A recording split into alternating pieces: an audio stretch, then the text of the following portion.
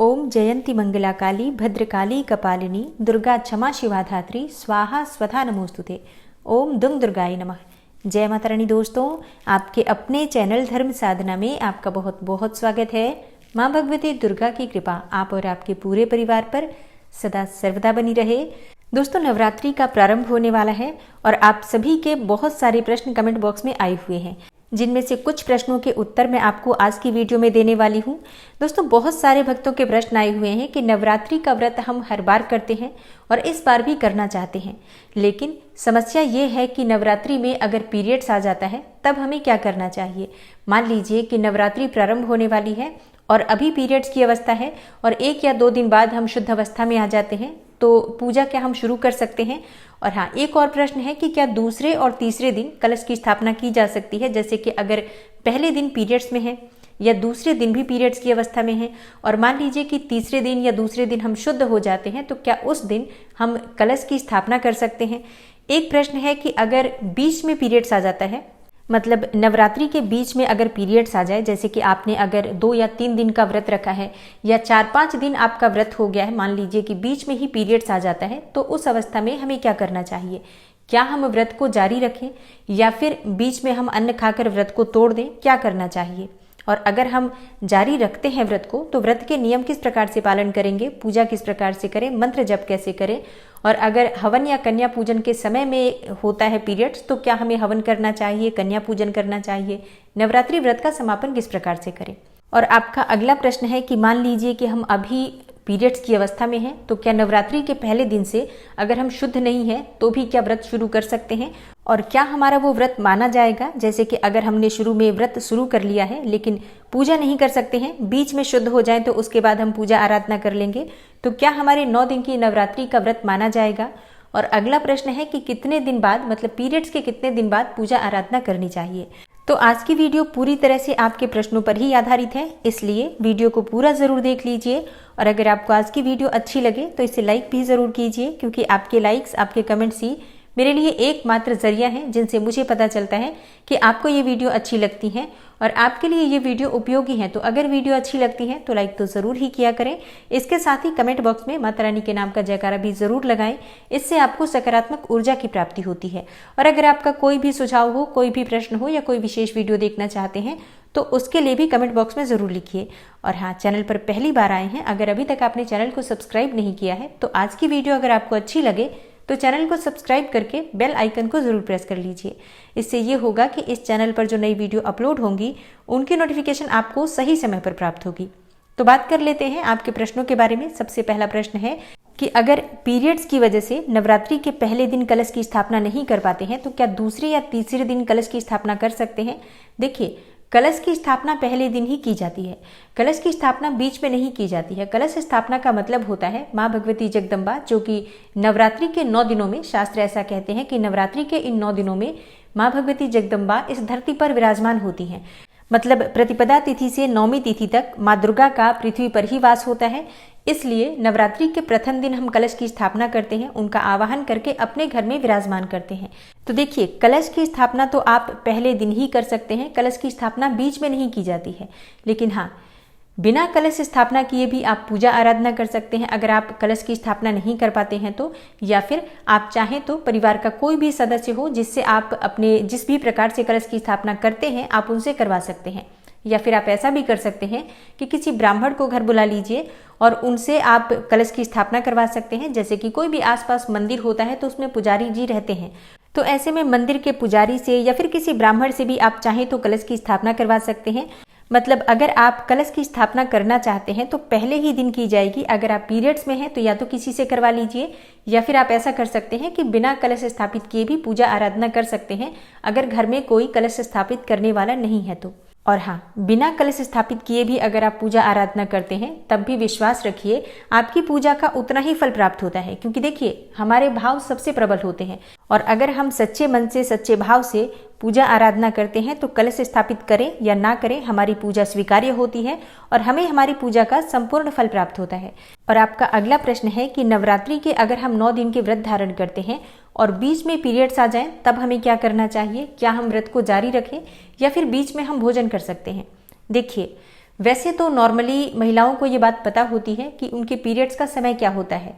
तो अगर आप पहले से जानते हैं कि नवरात्रि के बीच में पीरियड्स आने वाला है, तब आपको 9 दिन के व्रत शुरू नहीं करना चाहिए। देखिए, संकल्प लेकर व्रत आप शुरू करते हैं जब आपके मन में ये पूरी तरह से विश्वास होता है कि 9 दिन हम अखंडित रूप से माँ दुर्गा की पूजा आराधना कर पाएंगे। लेकिन अगर आपको पहले से ही समय का पता है कि पीरियड्स नवरात्रि के बीच में ही आने वाले हैं, तब आपको 9 दिन के नवरात्रि के व्रत शुरू करने की बजाय नवरात्रि के प्रथम और अंतिम दिन के व्रत करने चाहिए, और बीच के समय में आप मानसिक रूप से पूजा आराधना कर सकते हैं। तो अगर आप पहले से जानते हैं तब तो आप ऐसा कर सकते हैं। लेकिन कई बार क्या होता है, महिलाओं के साथ इस प्रकार की भी समस्याएं आती हैं कि समय से पहले ही बीच में ही पीरियड्स आ जाते हैं। तो ऐसे में 9 दिन के नवरात्रि के व्रत ये सोचकर प्रारंभ हो जाते हैं कि हम पूरी तरह से शुद्ध रूप से नवरात्रि के व्रत संपन्न कर पाएंगे, लेकिन बीच में समय से पहले पीरियड्स आ गया, तब क्या करना चाहिए। तब ऐसे में ध्यान रखिए, बहुत से लोग क्या करते हैं कि नवरात्रि के बीच में अगर पीरियड्स आ जाते हैं तो वो उसके बाद भोजन कर लेते हैं कि अब तो व्रत का कोई महत्व रह ही नहीं गया। नहीं, ऐसा नहीं करना है।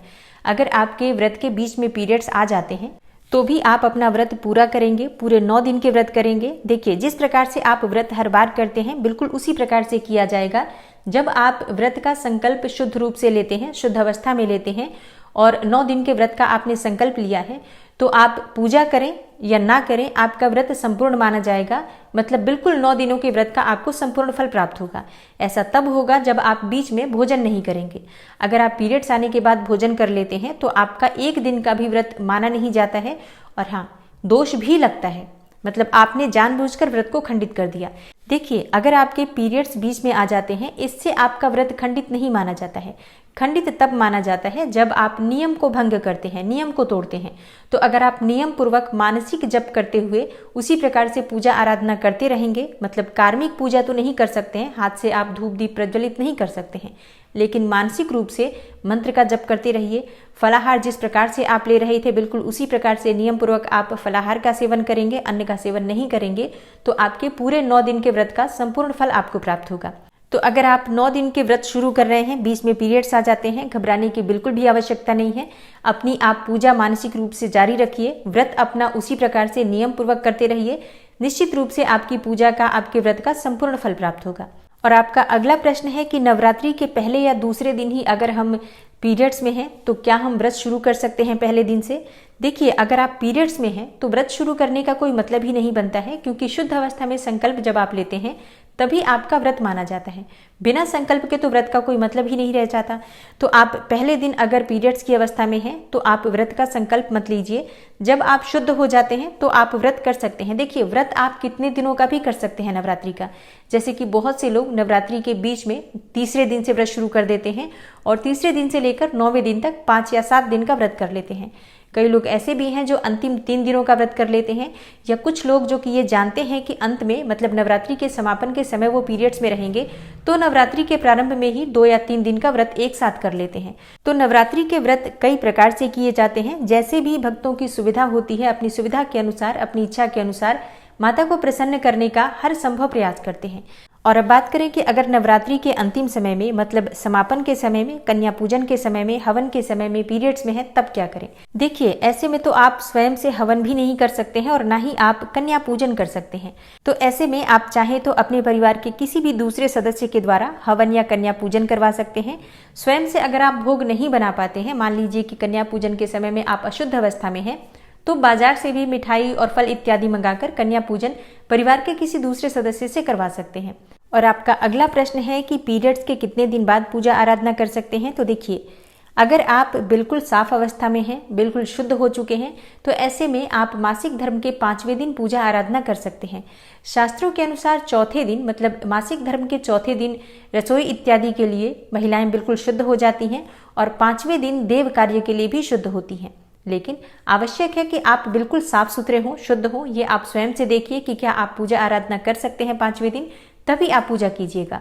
अगर आप शुद्ध नहीं है तो आप 7वें दिन कर सकते हैं, 6ठे दिन कर सकते हैं। मतलब देखिए, शुद्धता का ध्यान आपको स्वयं ही रखना है। अगर मैं 5वें दिन कह भी दूं कि आप 5वें दिन पूजा कर लीजिए, लेकिन अगर आप शुद्ध नहीं है तो आप 5वें दिन पूजा मत कीजिएगा, इस बात का ध्यान रखिए। तो ये आप लोगों के प्रश्न है जो पीरियड से संबंधित है। नवरात्रि में पीरियड्स में क्या करना चाहिए, क्या नहीं करना चाहिए। और एक अगला प्रश्न है कि नवरात्रि में पीरियड्स के बाल हम धो सकते हैं। जी हाँ, बिल्कुल धो सकते हैं। अगर आप पीरियड्स की अवस्था में हैं तो बाल आप नवरात्रि में भी धो सकते हैं, कभी भी धो सकते हैं। तो आशा करती हूँ आज की वीडियो से आपको लाभ अवश्य होगा। इसके अलावा भी अगर आपका कोई भी प्रश्न हो तो कमेंट बॉक्स में ज़रूर लिख दीजिए। और हाँ, इस वीडियो को ज़्यादा से ज़्यादा शेयर कीजिए, क्योंकि बहुत सी महिलाएं, बहुत सी लड़कियां हैं जो इस समय नवरात्रि के समय में इस परेशानी से बहुत अधिक संशय में रहती हैं कि व्रत करना चाहिए, नहीं करना चाहिए, क्या करें क्या ना करें। तो अगर आप ये वीडियो शेयर करेंगे तो दूसरे लोगों की भी मदद होगी। और नवरात्रि की पूजा विधि और कलश की स्थापना किस प्रकार से करनी चाहिए, किस सामग्री की आपको आवश्यकता होती है, संपूर्ण जानकारी आपको आने वाली वीडियो में मिलने वाली है।